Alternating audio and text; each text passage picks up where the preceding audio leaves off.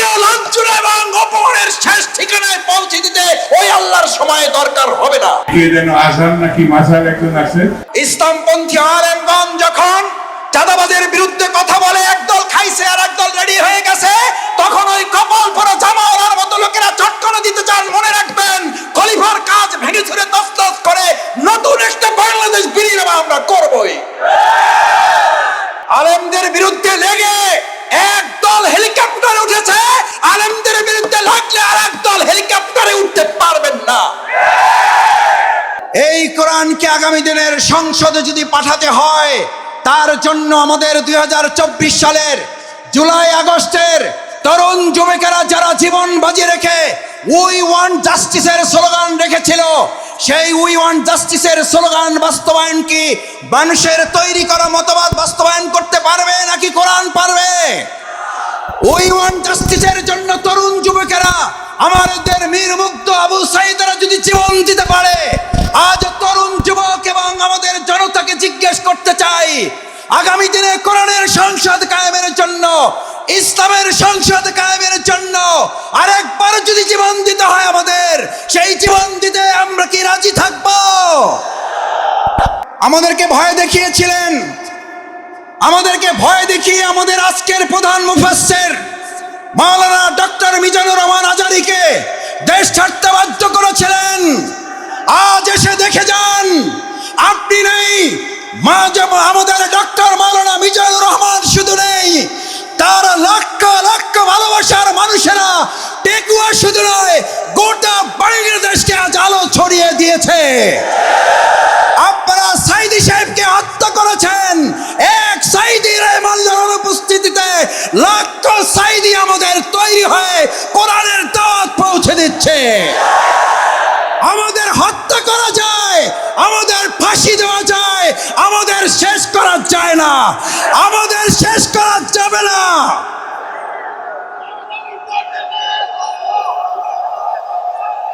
সম্মানিত ভাই এবং বন্ধুগণ, সম্মানিত ভাই এবং বন্ধুগণ, ফালা খাউফুন, সুতরাং আমাদেরকে আপনি ভয় দেখাবার কে? যারা আমাদেরকে ভয় দেখিয়েছেন, 17 বছর এই বাংলাদেশের 18 কোটি নাগরিককে আপনারা ভয় দেখিয়েছেন। শেষ পর্যন্ত আপনারা ভয় দেখাতে দেখাতে এতটা ভয় পেলেন যে আপনারা দেশের জেলখানায় পর্যন্ত জায়গা হলো না, আপনাদেরকে দেশ ছেড়ে পালাতে হলো।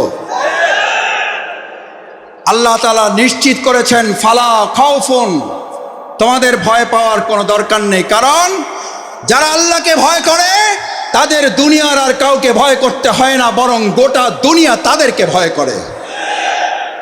ফালা খাউফুন আলাইহিম ওয়ালা হুম ইয়াহজানুন।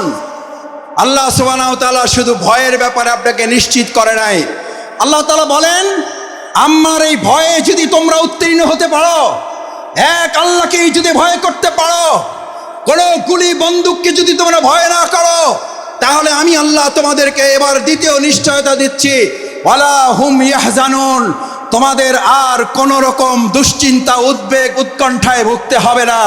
আলহামদুলিল্লাহ, বিগত 15 বছর আপনারা ত্যাগ এবং কোরবানি, নির্যাতন নিপীড়নের মুখে থেকেছেন। এই পেকুয়াবাসী, এই চট্টগ্রামের বন্দরের নগরীর মানুষেরা জীবন বাজি রেখেছেন, কিন্তু কোনো গুলি বন্দুক ফাঁসির কাছে আমাদের ভাইয়েরা মাথা নত করে নাই বলে আজ আল্লাহ তাআলা উদ্বেগ উৎকণ্ঠা এবং স্বস্তির মধ্যে আমাদের এই সুন্দর একটা প্রোগ্রামের আয়োজন করার তৌফিক দিয়েছেন। এটা কার পুরস্কার? কার পুরস্কার? আমাদের পূর্ণ পুরস্কার এখনো আমাদের হাতে আসে নাই।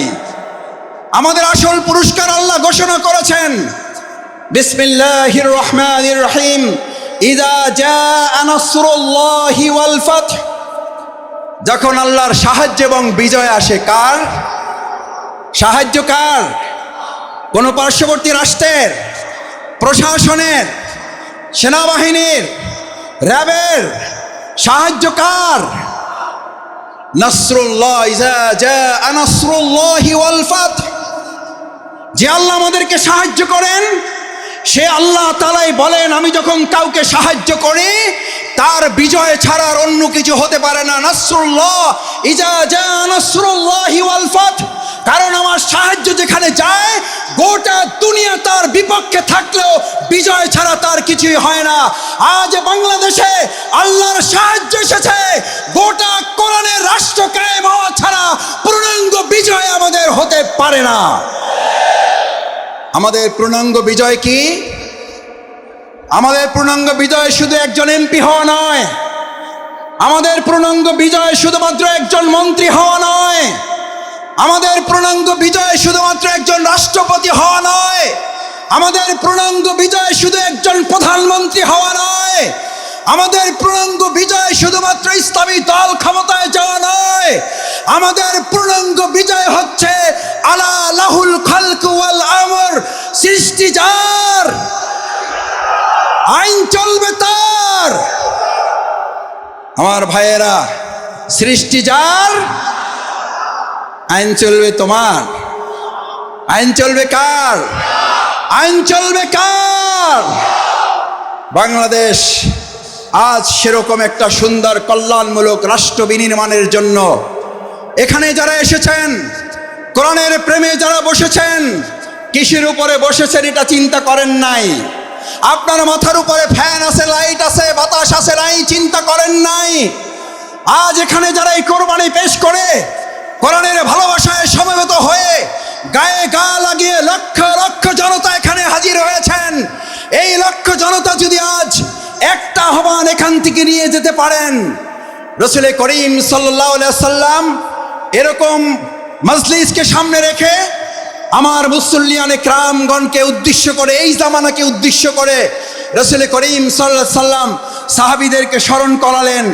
দুর্ভোগ হচ্ছে সেই মানুষের জন্য, ভালো করে খেয়াল করুন, দুর্ভোগ হচ্ছে সেই মানুষের জন্য, দুর্ভোগ হচ্ছে সেই মুসলিমের জন্য, দুর্ভোগ হচ্ছে সেই কোরআন প্রেমিকের জন্য যে আল্লাহকে ভুলে গিয়ে নিজেকে নিয়ে ব্যস্ত হয়, যে আল্লাহকে ভুলে গিয়ে নিজেকে নিয়ে ব্যস্ত হয় এবং সে নিজেকে নিয়ে ব্যস্ত হতে গিয়ে দুনিয়ার সব কিছু থেকে বঞ্চিত হয়ে যায়।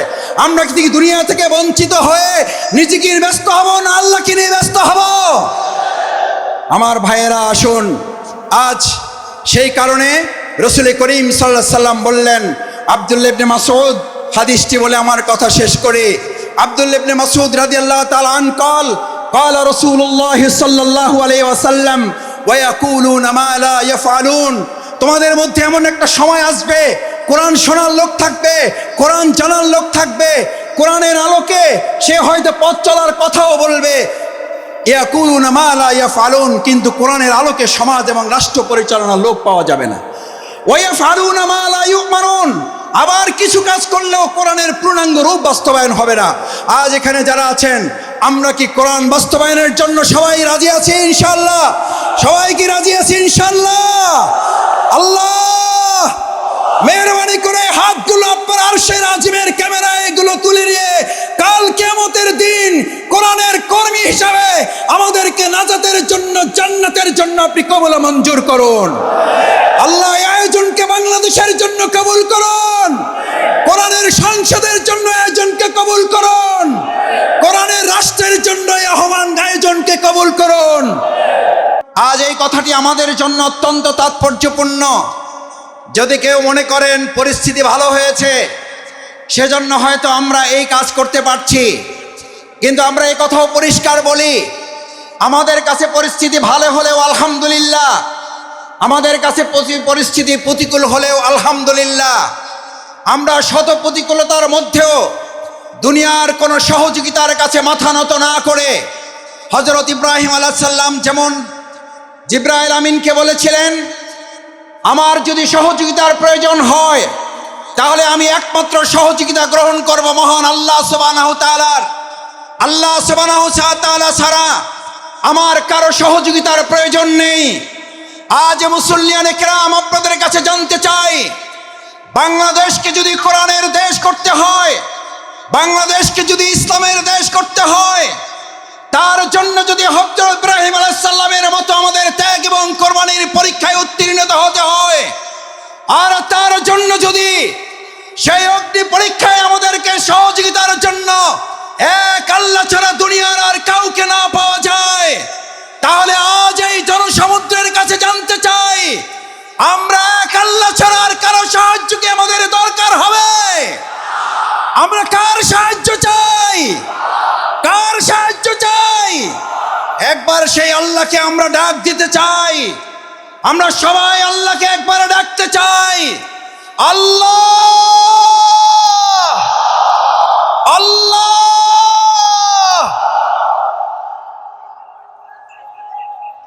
সম্মানিত ভাই এবং বন্ধুগণ, হযরত ইব্রাহিম আলাইহিস সালাম আল্লাহর সাহায্য চেয়েছিলেন। দুনিয়ার কোনো মানুষ শুধু নয়, ফেরেশতাগণের সাহায্যও তিনি নেননি। যে ইব্রাহিম আলাইহিস সালাম আল্লাহর সাহায্যের ভরসা করেছিলেন, সেই ইব্রাহিম আলাইহিস সালামকে আল্লাহ তাআলা সাহায্য করেছেন না করেন নাই? আগুনের মধ্যে তাকে বাঁধা রশিটা পর্যন্ত পুড়ে গেছে।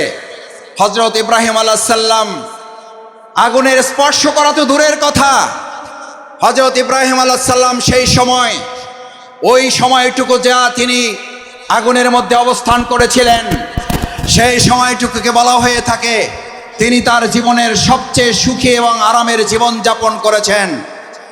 সুতরাং কোরআনের জন্য যারা কথা বলবে, ইসলামের জন্য যারা কথা বলবে, কোরআন বাস্তবায়নের জন্য যারা কাজ করবে, ইসলাম বাস্তবায়নের জন্য যারা কাজ করবে, আজ এখানে আমরা যারা উপস্থিত হয়েছি, আমরা যদি আজ এখান থেকে সিদ্ধান্ত নিতে পারি আমাদের জীবনের সর্বস্বটুকু বিলিয়ে দিয়ে হলেও যে কোরআনের ভালোবাসায় আজ আপনারা এখানে সামিল হয়েছেন, আপনারা কি কোনো ব্যক্তির আহ্বানে ভালোবাসায় এসেছেন নাকি কোরআনের ভালোবাসায় এসেছেন?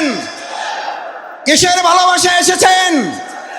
আল্লাহ সুবহানাহু ওয়া তাআলা মহাগ্রন্থ আল কোরআনে আমাদের জন্য উল্লেখ করেন, আফা হাসিবতুম আন্নামা খলাকনাকুম আবাসা ওয়া আন্নাকুম ইলাইনা লা তুরজাউন।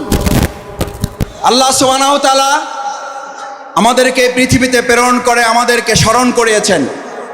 তোমরা কি মনে করো যে তোমাদেরকে এমনিতেই অর্থহীনভাবে, টার্গেটলেস, এইমলেস, গোল শূন্য, কোনো উদ্দেশ্যহীন ভাবে তোমাদেরকে আমি পৃথিবীতে প্রেরণ করেছি? ওয়া ইলাইনা লা তুরজাউন, অথচ তোমাদেরকে তোমাদের কাজ সম্পন্ন করে কি আবার আমার কাছে ফিরে আসতে হবে না? আমাদের সম্মানিত ভাই এবং বোনেরা, আমার পর্দার আড়ালের মা ও বোনেরা যারা আছেন এখানে আজ যারা উপস্থিত হয়েছি, আমাদেরকে কথা ভালো করে মনে রাখতে হবে। আজ এখানে আমরা যে কোরআনের ভালোবাসা এসেছি, সেই কোরআন আমাদের উপরে তিনটি মৌলিক দায়িত্ব অর্পণ করেছে।